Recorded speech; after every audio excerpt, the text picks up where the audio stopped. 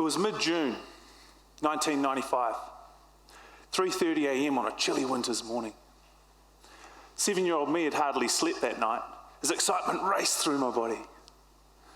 Earlier, my alarm had blared at 2:55 a.m. and I pounced out of bed as if it were Christmas Day. My whole family was sleeping, so as quietly as I could, I fumbled around with the noisy back door lock. I opened the door and I was off. With one leap, I cleared the 3 stairs, my bare feet landing on the frosty lawn, and I sprinted as fast as I could, a quick 30-metre dash to the back of our property. As I approached the house at the other side of the lawn, a light came on inside. I scattered up the stairs and frantically knocked on the door. The curtains opened, and a man with a moustache in his 50s unlocked the door. The door was opening too slowly for my liking, so I gave it some assistance, forcing it open even quicker as I entered. There was a heater burning inside at 60%. I rolled in like I owned the place and turned the heater up to full as the old man gave me a cup of hot chocolate. I turned on the television to hear the familiar sound of Keith Quinn's voice and the national anthems of New Zealand and England. We were, of course, watching the All Blacks, New Zealand's national rugby team, playing the semi-final of the Rugby World Cup.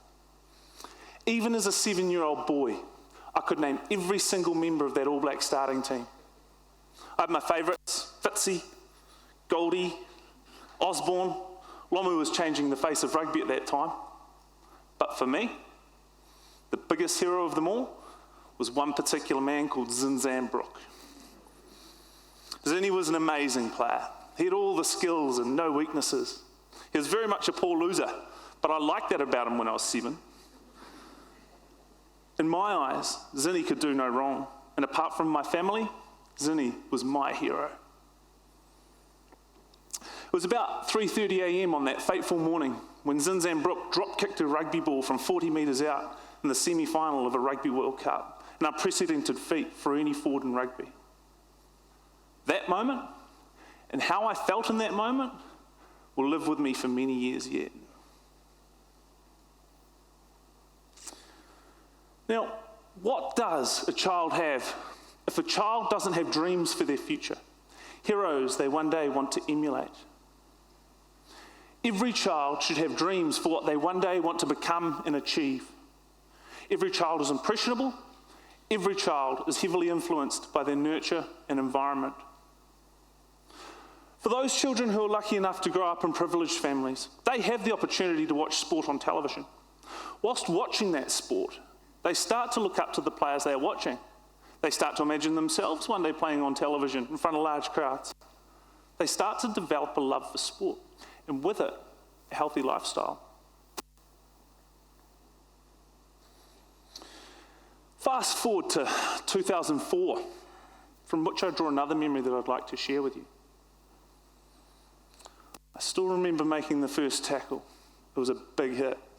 I smashed him. It was an even battle of physics, and I won. But I got lucky. The rest of their teenage team, weighing in at over 100 kg each, they were Goliath to our David. It felt like professionals versus amateurs. The last time we met these guys was only 2 weeks prior, and they wiped the floor with us. With the fresh sting of defeat and the screams of our coach, JC and Kelly, roaring in our ears, we recouped together, we identified our weaknesses, and strengthened our faith in each other's abilities. Now, on a sunny day in August, in front of a screaming crowd, we were rallying to face these giants. Who's going to put a stamp on this game? I remember Coach Brian Higgins roaring at his team of 22 young boys. I thought to myself, I am. See, we were learning the meaning of camaraderie. Out there on the rugby field, there was no prejudice. There was no social, racial, cultural, or language inequalities. It was a test of your character, your courage, your preparation, your cooperation, and your skill. That's what mattered. We won the championship that day, but the lessons that I took away from that event were far greater than any trophy. The lessons of leadership, humility, teamwork, and respect were ones that would stay with me into adulthood. They stayed with me as rugby took me to live in San Francisco and London, where I was also able to work in sales and innovation and make lifelong friends from different parts of the world. Those lessons remain with me as I've moved back to New Zealand, ready to pass on the gift of empowerment and drive change. You see, today I work in a purpose-driven organisation called the Waterboy. The Waterboy works to break down barriers to give Kiwis an opportunity to participate in sport.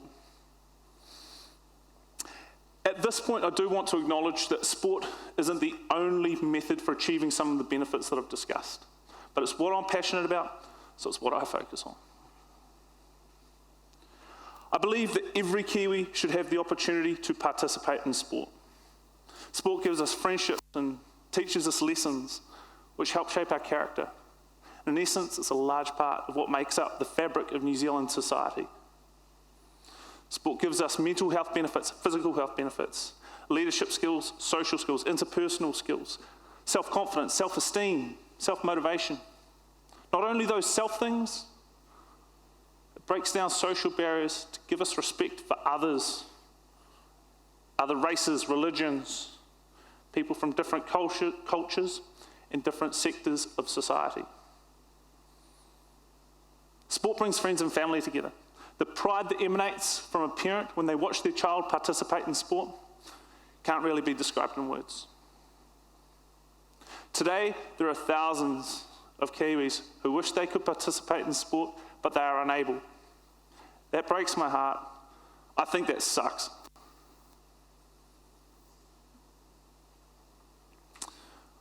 I always ask the kids I work with who their favourite players are. Only about 10% of them can even name a current representative in their sport. I've asked 19 netball girls to name me their favourite silver fern, our national netball team. One of the 19 was able to do so, and that was because that player had visited her school.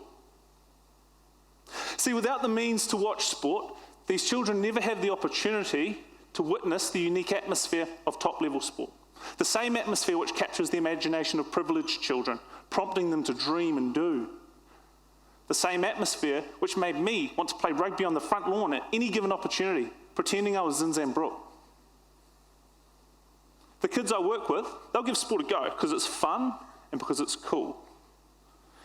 But without the opportunity to develop those sporting dreams, heroes, and aspirations, they're far more likely to give up on sport, even if they only have one bad experience.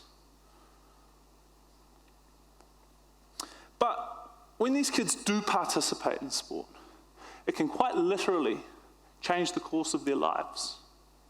I've worked with many kids whose lives have now taken a different direction, and a lot of which they attribute to participating in sport. I want to share with you one of those examples. When I first started working with Raiden, he was aged 14. He'd been asked to leave his previous high school for behaviour and attendance issues, and he was at a 50% attendance at his new high school. He had a group of friends, and together they would hang out after school looking for trouble, mainly out of boredom. He had no purpose, no goals, nothing to be proud of. Since starting boxing, Raiden's become part of a new team and part of a new family. He gets the adrenaline rush he was previously seeking on the streets after school. He's accepted and respected by himself and his peers, and he respects others. It pays to respect others when you're new at boxing, though. Yeah. And here are the flow-on effects. Raiden now has purpose. He's decided to stop associating with the people who he used to hang out with after school. He's always known he'll get into trouble with them, but before he didn't care. Now, if he gets into trouble, it stops him boxing. Now he comes straight home from school and he gets rested and ready for training. He has 100% attendance and he excels in the classroom. He scored 5 out of 5 for all but one of his subjects in his latest school report. I think that's pretty remarkable. His focus on boxing has led him to learn more about nutrition. He eats healthier, gives him better performance in all areas of his life, not just boxing. Raiden feels a valued member of the Waterboy team and of the boxing gym. He helps others where possible by contributing to charity fundraising days and helping new members to the gym feel accepted and welcome. Raiden's realising his potential, and as he does so, he realises he has even more potential. Doors keep opening. Success breeds success. Isn't it within everybody's best interests to have our youth, kids like Raiden, participating in sport? The old saying, an ounce of prevention is worth a ton of cure, is very relevant to this question. Having our youth participate in sport will create efficiencies to save the taxpayer billions, not only on our healthcare system, which is currently experiencing a huge spike in mental health issues, but less obvious and tangible benefits will come to the fore. A generation more versed in person-to-person communication and emotional intelligence, a more confident, loving, and tolerant generation.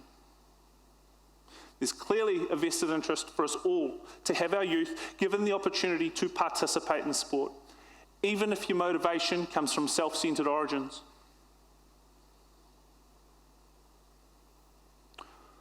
Who then needs to take responsibility for the ever-increasing problem of our youth not having the best opportunity to participate in sport? Is it the government, schools, our sport governing bodies, or privately funded charities such as the Waterboy?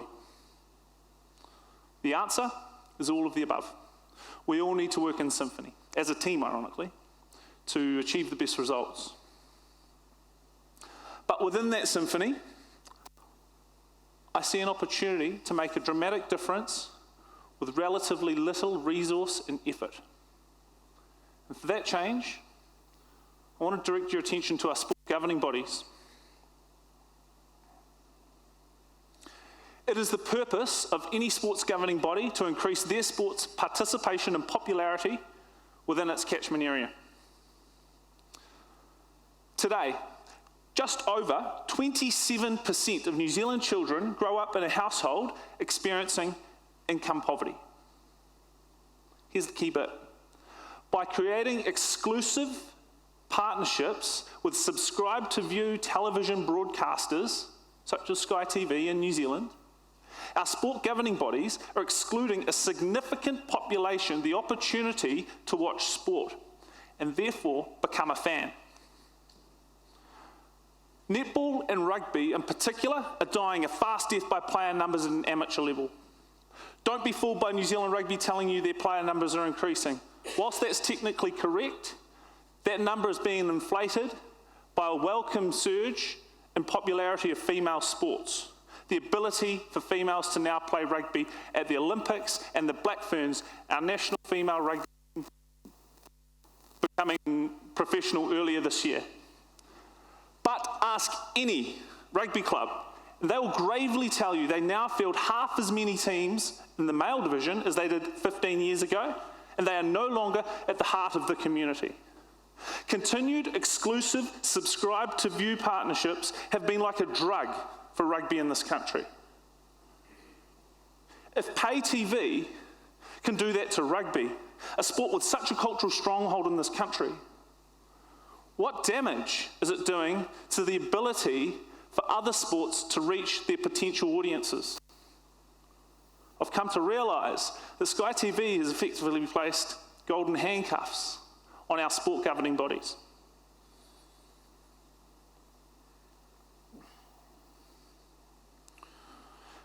Now, Australia is the closest country to New Zealand in culture, and therefore a good point of reference for comparison.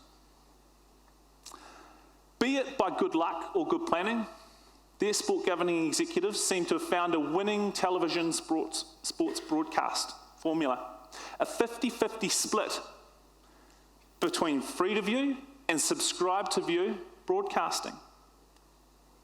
Big Bash Cricket, one of the most talked about sports competitions in recent Australian history. It's reached unprecedented levels of success, popularity, and crowd attendance. Interestingly, Big Bash launched free-to-air in 2011. Cricket Australia have now taken Big Bash and moved to the 50-50 model. They're getting more gold out of the eggs whilst not killing the goose. They're just putting her on a diet.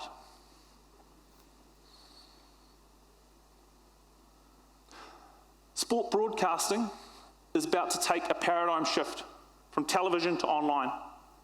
I'm hugely encouraged to see that with that shift, a handful of All Blacks games are going to be free to view in the 2019 Rugby World Cup.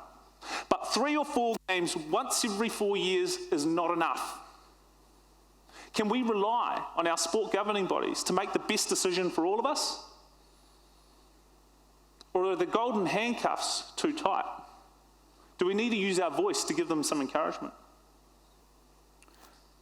Do we want to give New Zealand children the opportunity to develop sporting dreams, heroes, and aspirations to make a more connected, healthier community to take us forward for years to come? Do we want to help kids like Raiden to find purpose, belonging, enjoyment, and mana? Do we wish to give the opportunity to 7-year-old New Zealand kids to form lifelong memories of watching Zinzan Brook with their grandfather? If you, like me, think that New Zealand is a country where people should have a chance, an opportunity to succeed, then it's time we realise there's a problem, and it's time we start discussing solutions to make a more connected, healthier community for everybody. Thank you.